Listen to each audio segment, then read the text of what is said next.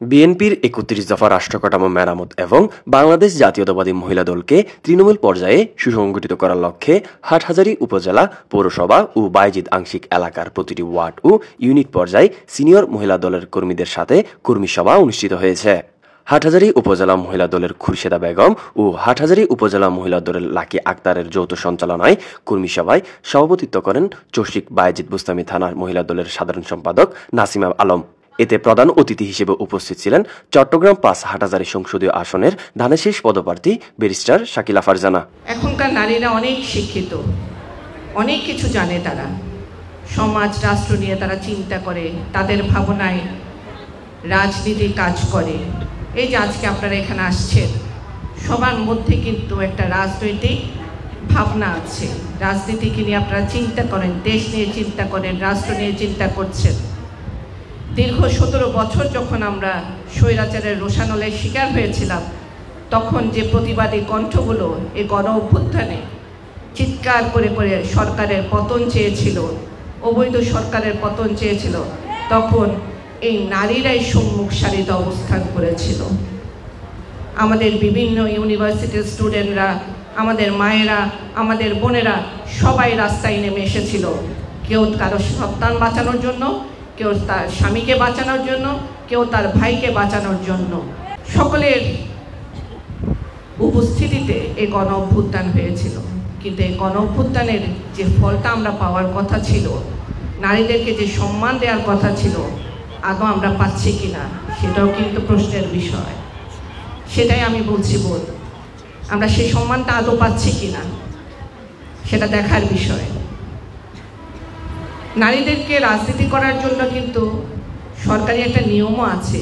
সকল রাজনৈতিক দলে নিবন্ধিত করতে হলে ৩৩% নারীকে ওই নিবন্ধিত দলের অন্তর্ভুক্ত করতে হবে। কিন্তু আদৌ বাংলাদেশে দুইটি বড় বড় রাজনৈতিক দল, একটি আমাদের জাতীয়তাবাদী দল বিএনপি, একটি স্বৈরাচারের আওয়ামী লীগ, সেখানেও পূর্ণতা পায়নি এই নারীর ৩৩%। ইনশাল্লাহ তবে আমাদের দেশনায়ক তারেক রহমান ইতিমধ্যে নারীদের নিয়ে অনেক চিন্তা ভাবনা করছেন। উনি ৩১ দফার মধ্যে নারীদের নিয়ে, নারীদের অধিকার নিয়ে কথা বলছেন। তিনি কেন বা বলবেন না?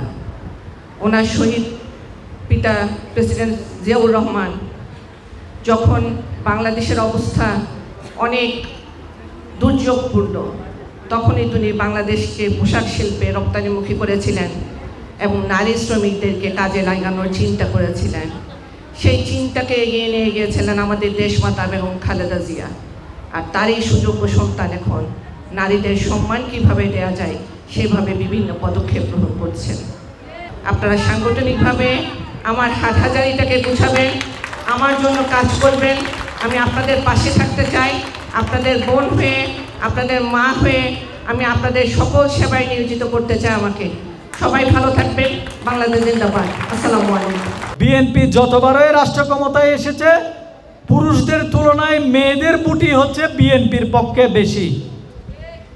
কারণ দেশনেত্রী বেগম খালেদা জিয়া গৃহিণী থেকে প্রধানমন্ত্রী হয়েছেন, গৃহিণী থেকে রাজপথে এসেছেন, গৃহিণী থেকে রাষ্ট্রকে নেতৃত্ব দেওয়ার জন্য এসেছেন। তাই মহিলারা যারা আছে তারা দেশনেত্রী বেগম খালেদা জিয়াকে ভালোবাসে, দানের শীষকে ভালোবাসে।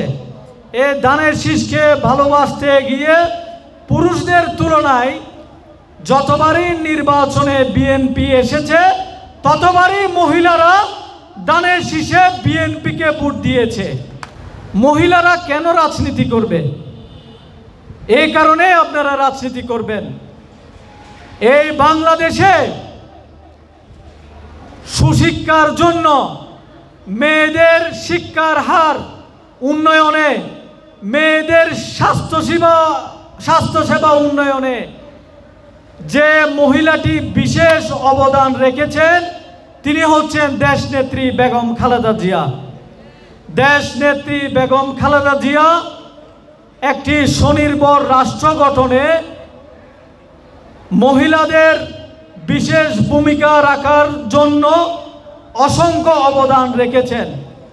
দেশনেত্রী বেগম খালেদা জিয়া যেহেতু একজন মহিলা, আমাদের রাজনৈতিক অভিভাবক, হাটহাজারীর আগামী দিনের দানের শীষের মনোনয়ন প্রত্যাশী, এই হাটহাজারী থেকে 4 বারের নির্বাচিত সংসদ সদস্য মরহুম আলহাজ সৈয়দ ওয়াহিদুল আলমের সুযোগ্য কন্যা ব্যারিস্টার শাকিলা ফারজানা যেহেতু একজন মহিলা, সেজন্যই আপনারা যারা মহিলা আছেন আপনাদেরকে রাজনীতিতে অংশগ্রহণ করতে হবে।